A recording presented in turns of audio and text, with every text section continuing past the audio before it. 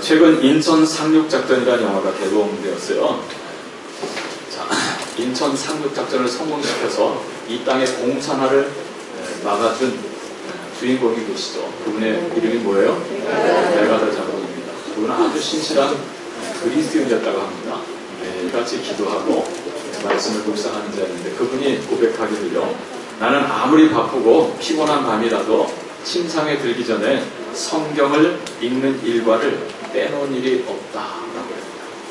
아무리 바빠도 항상 말씀을 읽고 묵상하고 잠자리에 들었다라고 하는 것이죠. 여러분, 제가 다시 말씀드리면 내 성경을 가지는 것이 중요하다고 했습니다. 자기 성경. 자, 자기 성경을 가지는 것이 중요하지만 더 중요한 것이 있습니다. 무엇입니까? 그 성경을 열어서 읽는 것입니다.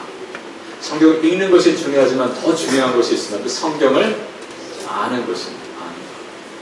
여러분, 성경을 아십니까? 성경을 아는 것이 중요한데 더 중요한 것이 있습니다. 그 성경 안에는 말씀이 가리키는 것, 그것을 알아야 돼요. 예수 그리스도를 알아야 합니다. 말씀을 경험하는 것입니다. 자, 그래서 말씀을 경험하는 이것이 정말 소중한 거예요. 지식으로 남는 말씀이 아니라 삶으로 이어지는 말씀이어야 하기 때문입니다. 자, 여러분에게 이제 제가 새로운 질문을 던지겠어요. 여러분, 말씀을 경험하십니까? 역시 그 대답이 시원치 않습니다. 말씀을 경험하십니까? 오늘 다윗이 고백하죠. 10절 말씀 뭐라고 합니까? 금, 곧 많은 순금보다 더 사모할 것이며 또 꿀과 송이꿀보다 더 달도다. 무엇이요? 말씀이 말씀. 자, 다윗은 말씀을 경험한 사람이에요. 시편 119편에도 보면 그 119편의 시인도 동일한 고백을 합니다. 주의 말씀의 맛이 내게 어찌 그리 단지요. 내 입에 꿀보다 더 다니이다 그랬습니다. 하나님 말씀이 꿀송이처럼 다십니까? 꿀송이처럼 다십니까? 네. 말씀을 그렇게 경험하게 되시길 바라요. 오늘 본문 이 시편 19편은 다윗의 시입니다. 다윗은 하나님의 말씀을 경험한 사람이었어요. 하나님의 말씀을 경험한 사람은요, 달라도 무엇이 다릅니다. 자, 다윗 무엇이 달랐을까? 자, 보면 첫째로 그는 말씀으로 충만했습니다. 이에 따라서 말씀으로 충만합니다. 말씀으로 충만합니다. 말씀으로 충만합니다. 말씀으로 충만합니다. 1절로부터 6절까지에 보면 우리는 온 우주에 가득한 하나님의 영광을 보고 하나님의 음성을 듣는 한 사람을 만나게 돼요. 그가 누굽니까? 다윗입니다. 1절 말씀을 다 같이 읽어볼까요? 1절. 하늘이 하나님의 영광을 선포하고 궁창이 그의 손으로 하신 일을 나타내는도다. 할렐루야. 네. 여러분도 다윗처럼 저 푸른 하늘을 바라볼 때 그 하늘 가득 찬 하나님의 영광이 보이십니까? 그리고 저 하늘의 해와 달과 별들의 움직임 속에서 하나님의 손길을 느끼십니까? 하늘을 나는 새와 들에 자라는 그 푸른 포기를 통해서도 하나님의 권능이 느껴지십니까? 2절 또 다윗은 고백하죠. 날은 날에게 말하고 밤은 밤에게 지식을 전하니 언어도 없고 말씀도 없으며 들리는 소리도 없으나 그 소리가 온 땅에 통하고 그의 말씀이 세상 끝까지 이르도다 그랬습니다. 네.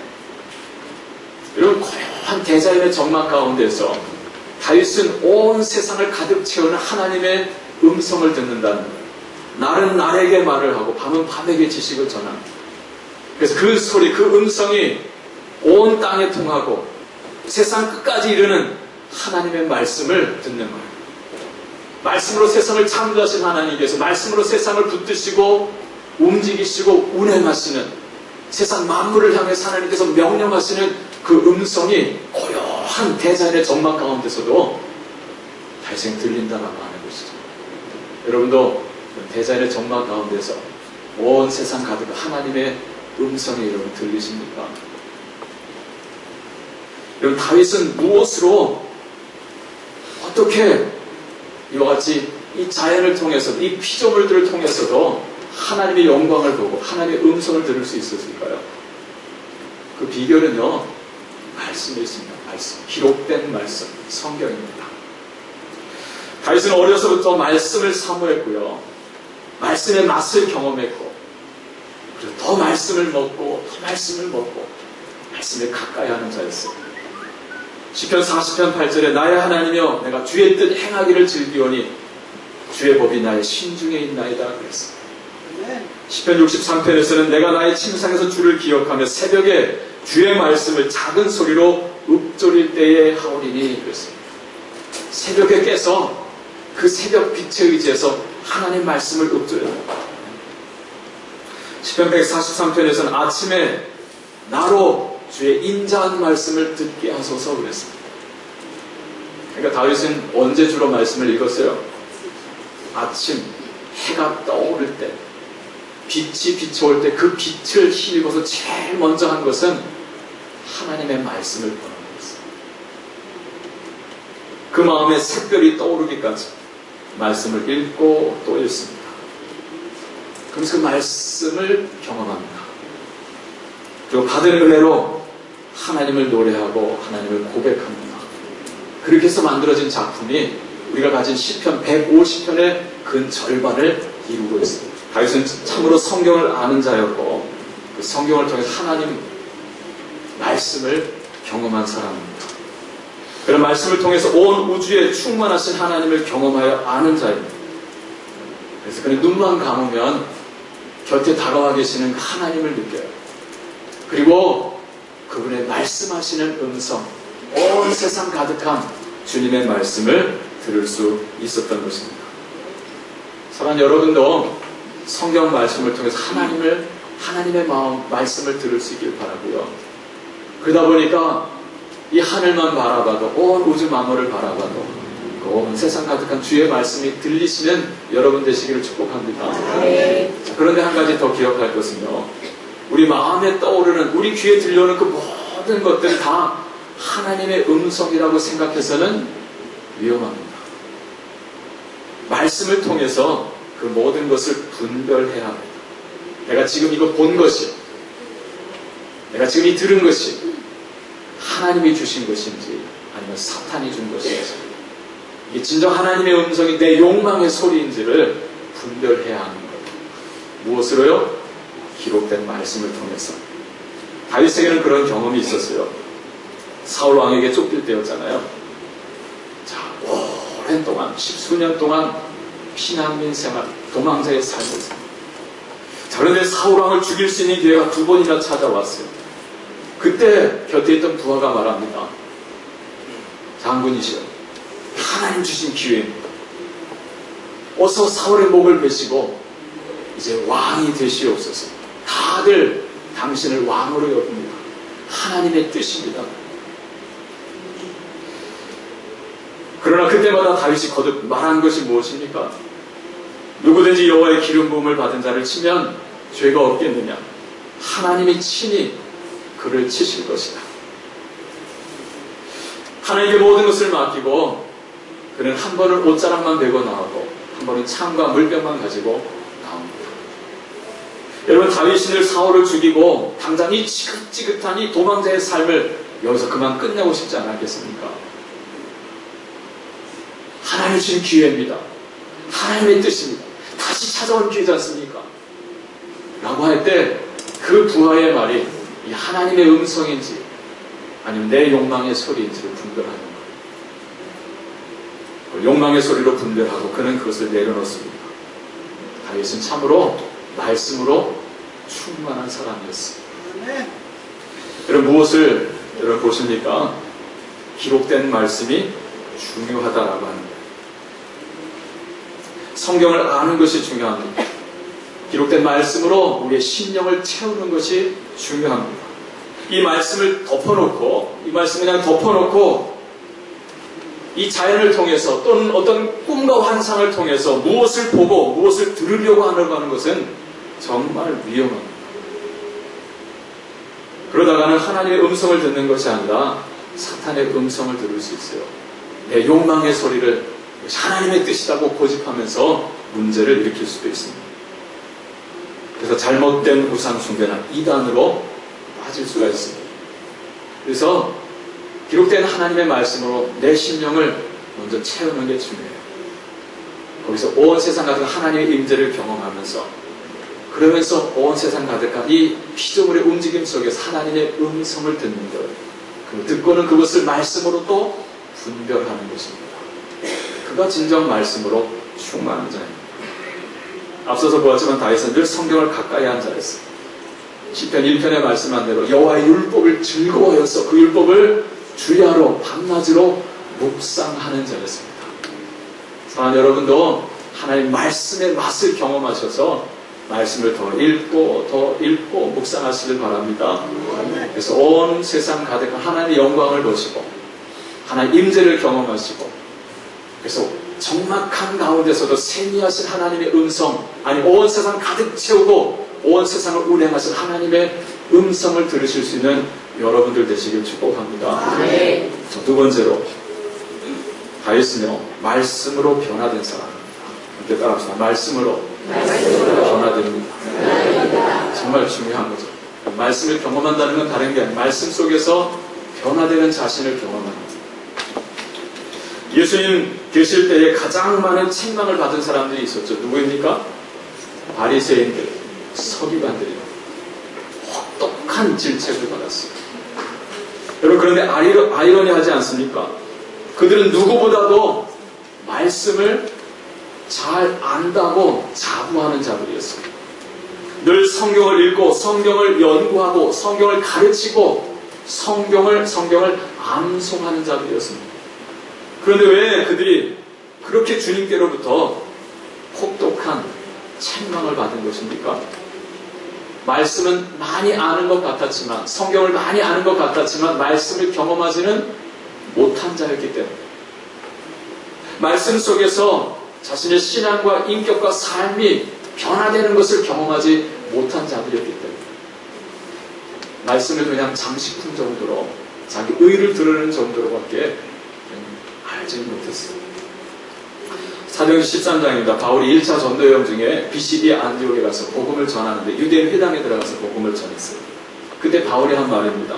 형제들아, 아브라함의 후손과 너희 중 하나님을 경외하는 사람들아, 이 구원의 말씀을 우리에게 보내셨거늘, 이 구원의 말씀이 누구일까요? 예수 그리스도시죠. 자, 구원의 말씀을 우리에게 보내셨거늘 예루살렘에 사는 자들과 그들 관리들이 예수와 및 안식일마다 외우는 바 선지자들의 말을 알지 못함으로 예수를 정죄하여 선지자들의 말을 응하게 하였도다. 여러분, 안식일마다 외우는 바 선지자들의 말을 알지 못하였다. 무슨 말씀입니까? 여기 선지자들의 말이라고 하는 것은 구약성경을 말하잖아요. 그들이 안식일마다 회당에서 그 성경 말씀을 달달달달 외웠어요. 바리새인들 서기관들이 말이죠. 그런데 뭐라 그래요? 그 말을 알지 못합니다. 성경 말씀을 암송하면서도 그 말씀을 몰랐다는 거예요. 결국 어떻게 되었습니까? 예수를 정죄하여 선지자들의 말을 응하게 하였다. 예수를 십자가에 못 박아 죽였습니다. 그리스도를 말하고 그리스도를 가르치고 그리스도를 기다리면서도 정작 말씀으로 오신 그리스도를 알아보지 못하고 십자가에 못 박아 죽였습니다. 성경을 아는 것 같았지만 말씀을 경험하지 못했기 때문에. 여러분 그렇습니다. 우리가 성경을 알아도 성경을 안다고 해도 말씀을 경험하지 못하면 이렇게 하나님을 대적할 수가 있습니다. 그들은 성경을 많이 알았지만 그것은 지식으로만 안 것입니다. 또한 그것은 내가 얼마나 경건한 사람인지 다른 사람들에게 보여주기 위한 장식일 뿐이었습니다. 그들은 그 말씀이 말하는 샛별 대신 예수 그리스도를 알지 못했습니다. 결국 그 오신 그리스도를 십자가에 못 박아 죽였던 거예요. 그들은 말씀을 가지고도 말씀을 안에서 변화를 경험하지 못했습니다. 왜 그렇습니까?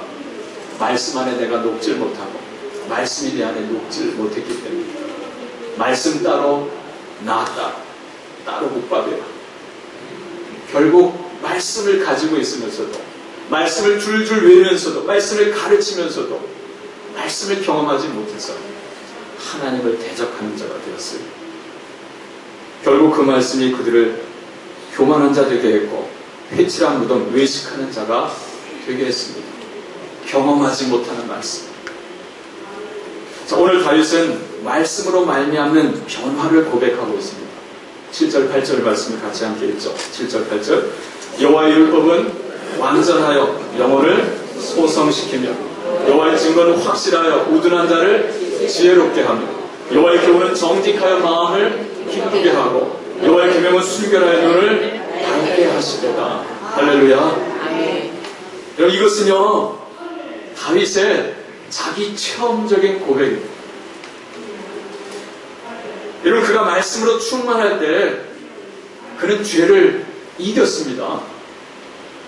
그러나 말씀을 멀리하고 주님과의 교제가 끊어졌을 때 그는 말씀 앞에, 그는 죄 앞에서 무너졌습니다. 다윗은 어려서부터 며칠씩 집을 떠나서 들판에 머물면서 양무리를 쳤었죠. 그때마다 그는 두루마리 성경을 가지고 와서 그 말씀을 묵상하고 어떤 묵상했어요. 사울 왕에게 쫓겨다닐 때에도, 그리고 왕이 되어서 사울 왕에 의해 무너진 그 국가의 기틀을 바로잡고자 안팎으로 정말 분주하게 일하고 그 모든 전쟁을 치를 때, 그 모든 바쁜 때, 때로 두려움이 밀려오는 그때 그는 더더욱 말씀을 붙들고 말씀을 묵상했습니다.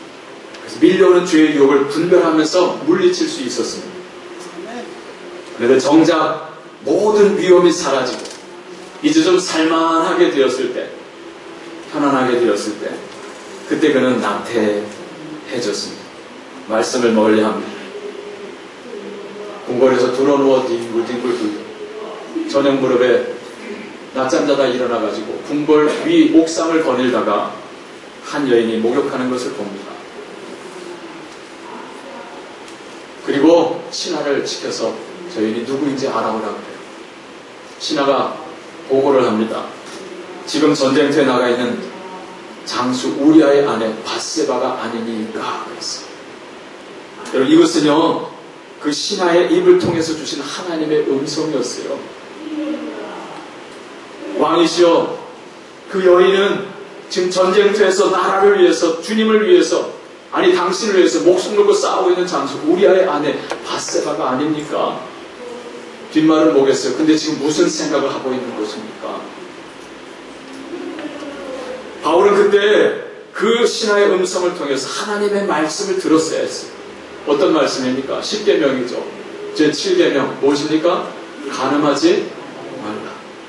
또 하나 있습니다. 제 10번째 계명, 내 이웃의 집을 탐내지 말라. 내 이웃의 아내나 그 남종이나 그 여종이나 그의 소나 그의 낙이나 내 이웃의 소유를 탐내지 말라 하시는 하나님의 말씀을 들었어요. 근데 그 순간 다윗이 그 하나님의 음성을 듣지를 못합니다. 여인을 데려오라 그래요. 그리고 범합니다. 사랑하는 성도 여러분, 오늘 내가 말씀 충만하다고 하여서 내일도 말씀 충만하리라 생각하지 마시길 바랍니다. 오늘 내가 성령 충만하다고 해서 내일도 내가 성령 충만하겠지, 그래 생각하지 마세요. 오늘 내가 밀려오는 죄의 유혹을 물리쳤다고 해서 내일도 물리칠 수 있다라고 장담하지 마세요. 늘 우리는 겸손히 합니다. 늘 깨어있어야 합니다. 늘 말씀 생활, 기도 생활로 하나님의 영으로 우리를 충만하게 지킬 수 있어요. 그런데 다윗이 여기서 실패했어요. 언제요? 바쁠 땐 안 그랬어요. 그땐 더 열심히 말씀 듣는데 편안할, 좀 살만하게 되었어요. 그때 그가 넘어졌습니다. 여인을 범하고 그것을 은폐시키기 위해서 그 남편을 살해하고 결국은 그 여인을 자기 아내로 삼아버립니다. 그런데 하나님께서는 그런 다윗을 죄 가운데 망하도록 버려두질 않으셨어요. 나단 선지자를 보내셔서 그의 죄를 드러내셨죠. 그의 무뎌진 양심을 깨우시고 그의 닫혀진 눈을 열어주셨습니다. 근데 훌륭한 것은 다윗이 그때 그 하나님 앞에 더 이상 숨지 않았다는, 더 이상 뒷걸음질하지 않았다는, 죄를 지적하시고 드러내신 하나님 앞에 그가 무릎을 꿇고 눈물로 금식하면서 통절한 회개를 합니다. 하나님이여, 내 속에 정한 마음을 창조하시고 내 안에 정직한 영을 새롭게 하소서. 나를 주 앞에서 쫓아내지 마시고 주의 성령을 내게서 거두지 마옵소서. 아멘. 그게 그 하나님을 붙들었어요. 지난 10개월 동안에 하나님 떠나 있었던 그 메마른 삶을 하나님 앞에 고백하면서 하나님, 내게서 떠나지 마소서. 주님을 붙듭니다. 이후에 다윗은 말씀을 회복합니다. 주님과의 교제를 회복합니다. 그리고 놀라운 변화를 경험합니다. 그 변화는 예전에 골리앗을 쓰러뜨렸을 때, 그리고 사울 왕에게 쫓겨다닐 때 그가 경험했던 그보다 훨씬 더 놀라운 변화입니다. 무엇을 경험합니까? 죄를 사하시고 용서하시고 영혼을 소성시키시는 은혜의 하나님을 경험한 거예요. 아멘. 날마다 하나님과 동행할 줄 아는 정말 낮은 사람, 겸손한 사람이 되었어요. 이것을 어떻게 알 수 있습니까? 이후에 그가 겪는 문제들을 대하는 그의 태도를 통해서 알게 됩니다. 다윗은 죄는 용서받았지만요, 그 죄의 대가는 너무나 고통스러운 것이었어요. 여러분, 이것을 아셔야 됩니다. 하나님이 죄는 용서해 주셨어요. 용서해 주십니다. 그럼 내가 뿌린 그 죄의 흔적은 남아서 많은 문제들을 일으킵니다. 어디서 문제가 일어납니까? 자기 집안에서 일어납니다. 큰아들 암논이 자기 이복 여동생인 다말을 보내. 있을 수 없는 일이죠. 있을 수 없는 일 누가 먼저 했어요? 자기가 먼저 했죠. 전쟁터에 나가 목숨을 걸고 싸우는 부하의 아내를 보냈어요. 근데 자기 집안에서 그런 일이 벌어집니다. 거기서 멈추지 않죠. 그 다말의 친오빠인 압살롬이 그 이복 맏형인 암논을 살해합니다. 자식들끼리 칼부림이 일어납니다. 더 나아가서 이 압살롬이 이제 마침내는 아버지에게 칼을 들이대고 반란을 일으킵니다. 이로써 다윗은 궁을 버리고 급히 맨발로 피신을 하게 되죠. 여러분, 그때 다윗이 보여줬던 태도를 보면 정말 다윗이 달라졌구나 하는 것을 보게 됩니다. 다윗이 피신할 때 사울 왕의 친족 중 하나였던 베냐민 집파 사람 시므이가 다윗을 쫓아가면서 돌을 집어던지면서 저주를 퍼붓어요. 왕에게 말이죠. 도망가는 다윗에게 저주를 퍼붓니다. 그때 호위하던 장수 아비새가 다윗에게 말합니다. 아니, 이 죽은 개가 어찌 내 주 왕을 저주하리까? 청한건대 나로 건너가서 그의 목을 베게 하소서. 여러분, 그런데 다윗이 뭐라고 말합니까? 그러지 말라고 해요. 그냥 두라고 합니다. 내 몸에서 난 아들도 내 생명을 헤아려 하거든 하물며 이 베냐민 사람이랴. 여호와께서 그에게 명령하신 것이니 그가 저주하게 버려두라. 혹시 여호와께서 나의 원통함을 감찰하시리니 오늘 그 저주 때문에 여호와께서 선으로 내게 갚아주시리라.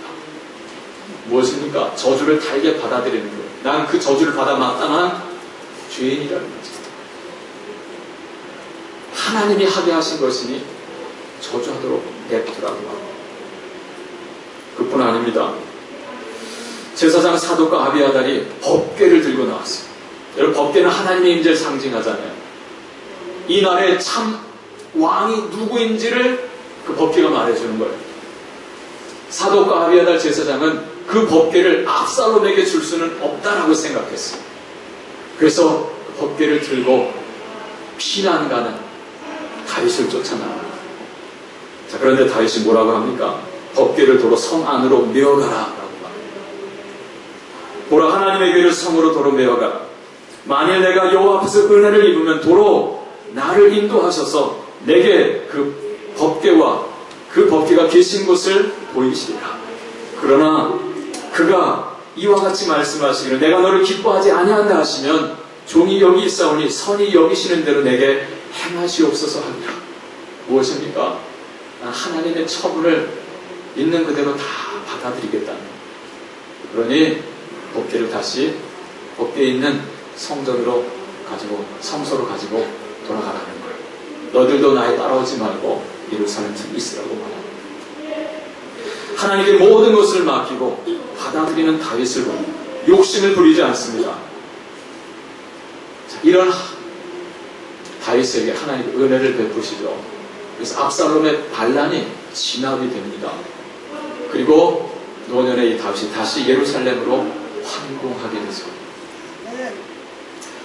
자, 또 하나 있는데, 다윗이 나이가 많아서 이제 이불을 덮어도 몸이 따뜻하지 않다 그랬습니다.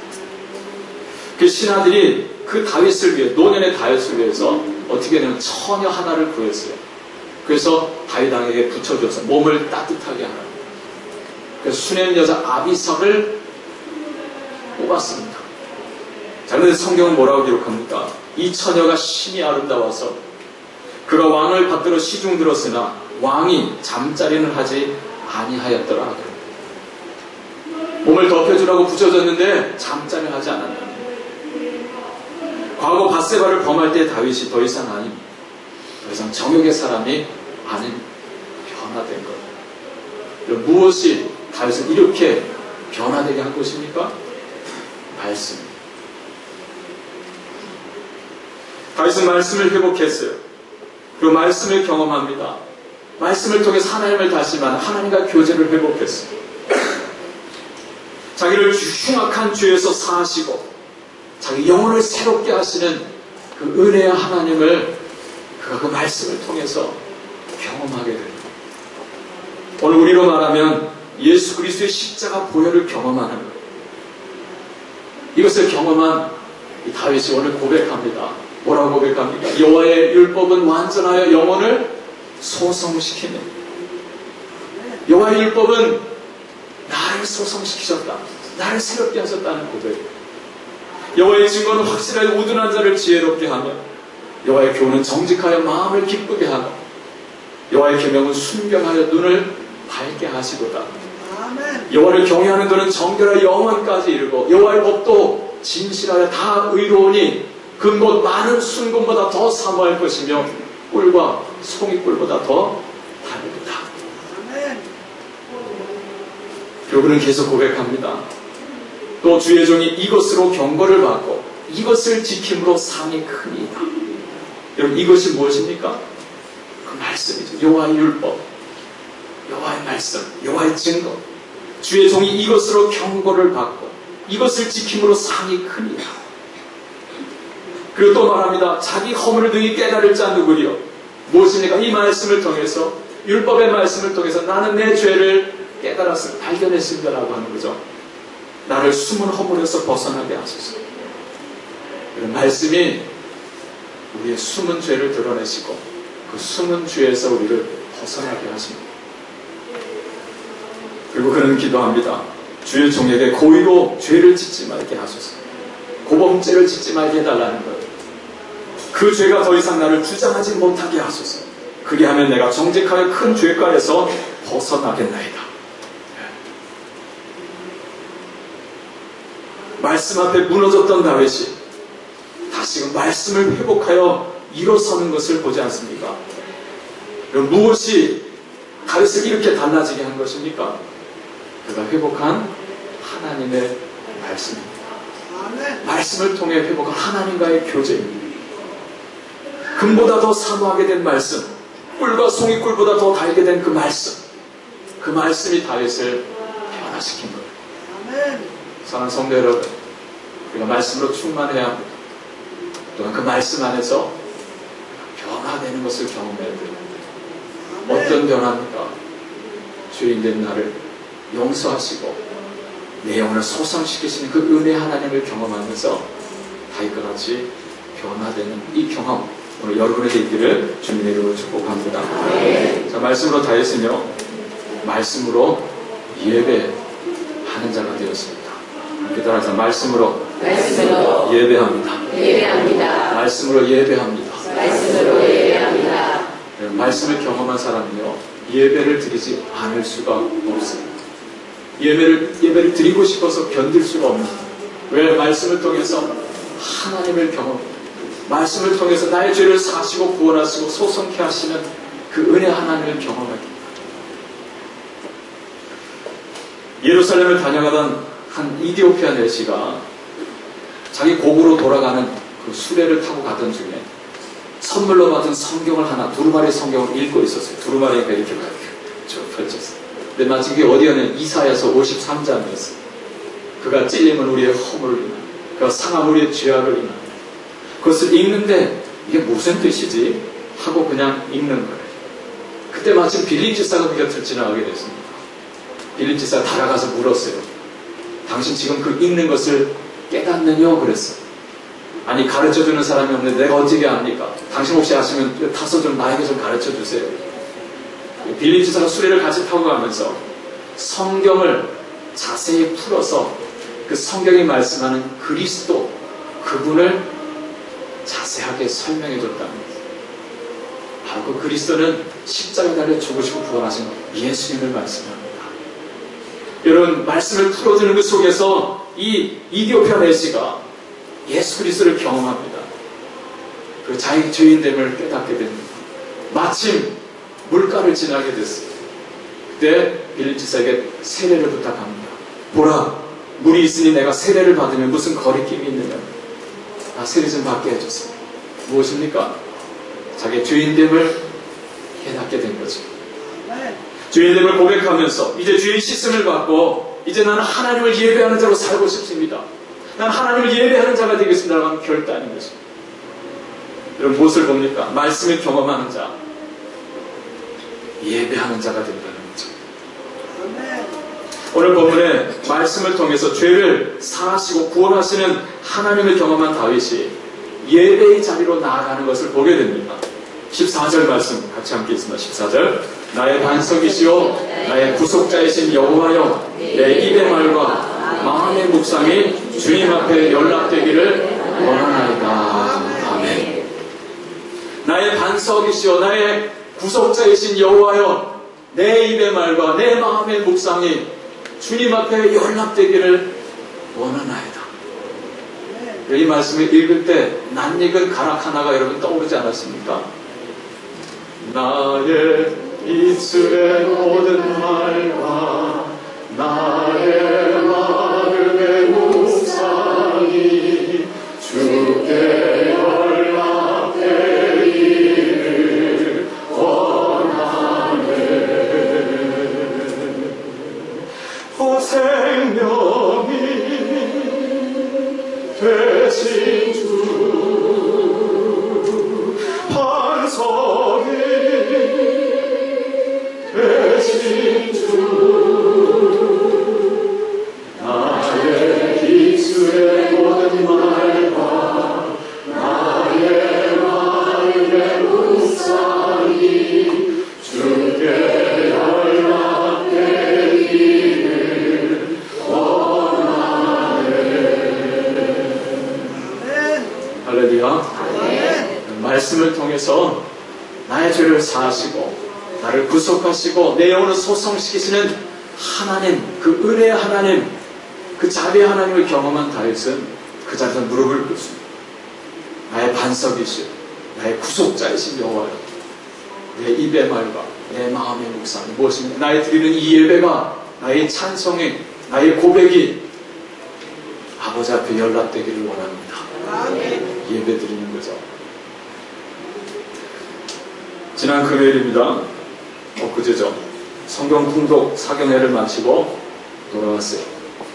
금요일 심야 기도가 아니고 8시니까 금요일 기도회를 이제 가지는데 그렇게 찬양이 마음에 와 닿는 거예요.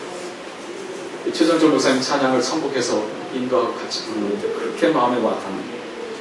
4박 5일 동안 아침부터 밤늦은까지 성경을 개관하며 성경을 통독하면서 제가 경험한 하나님은 정말 바보 같으신 하나님입니다. 그렇게 당신을 버리고 말씀을 등지고 죄악으로 치닫는 그 이스라엘 백성들을 뭐가 좋으셔서 버리지 못하시고 또 찾아오시고 또 끌어안으시고 또 품으시는 바보 같으신 하나님을 그 성경에서 보는, 그들을 위해서 예수 그리스도를 내주시고 십자가에 달리시고 피 흘려 죽게 하시고. 근데 그 이스라엘 백성들이 다른 사람이 아니라 누구예요? 말씀을 가르치고 있는 나. 내 자신을 들여다보니 그 이스라엘 백성들 그 율법의 말씀 앞에 보니까 조금 더 나을 것이 없는, 정말 썩어서 부패할 것이 가득한 죄인. 에덴 동산에서 실패했고, 노아 방주 사건 때도 실패했고, 신의 상황에서 그 말씀을 받았음에도 그 말씀을 가지고 약속의 땅에 들어가서도 또 부패하여서 나라가 둘로 쪼개지고, 북왕국 이스라엘은 아수르에게 멸망하고, 남왕국 유다는 결국 그거 보고 정신 못 차려서 바벨론 제국에 멸망하고, 70년 전 하나님께서 돌아오게 해주셨더니 성전을 짓고 다시 부흥하는가 했더니 또 무너지고 또 어둠 속에 빠지고, 그러다가 결국 말라기서는 결론이 뭐지? 구약성의 결론 말라기서는 하나님 앞에 대듭니다. 예배들이 왜 이렇게 번거롭고 불편하냐? 왜 이렇게 복잡하냐? 우리가 언제 하나님을 괴롭게 했습니까? 언제 우리가 하나님 걸 도적질했습니까? 하나님이 죄를 지적하는 하나님을 막 대들어요. 이게 구약성의 결론이에요. 그리고 400년 동안 어둠과 침묵이 흐른 뒤에 새벽 미명의 예수 그리스도가 오신 거죠.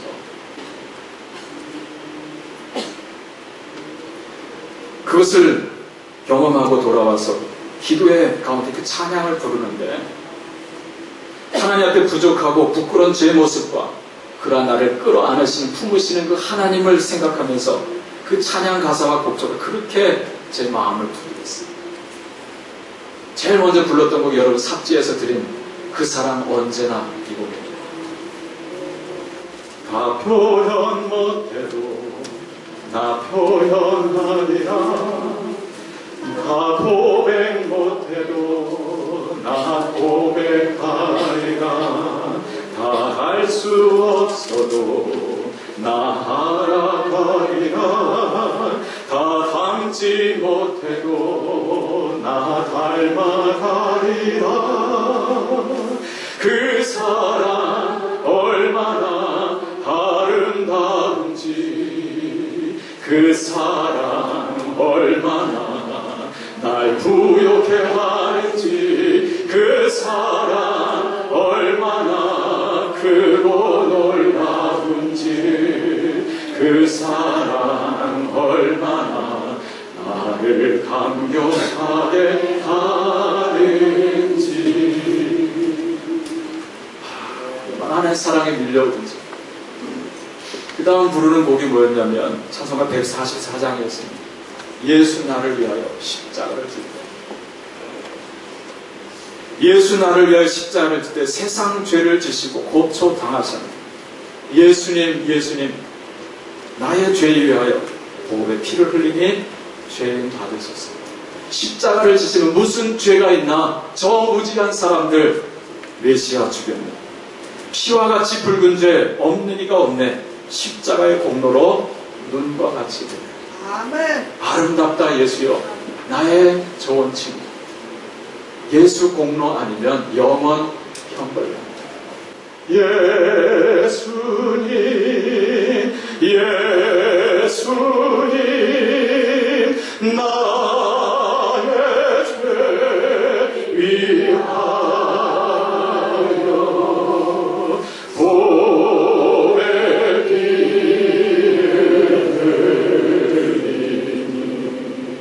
피를 죄인 받으소. 다같이 예수여, 예수여, 예수여, 예수여, 나의 죄 위하여 보배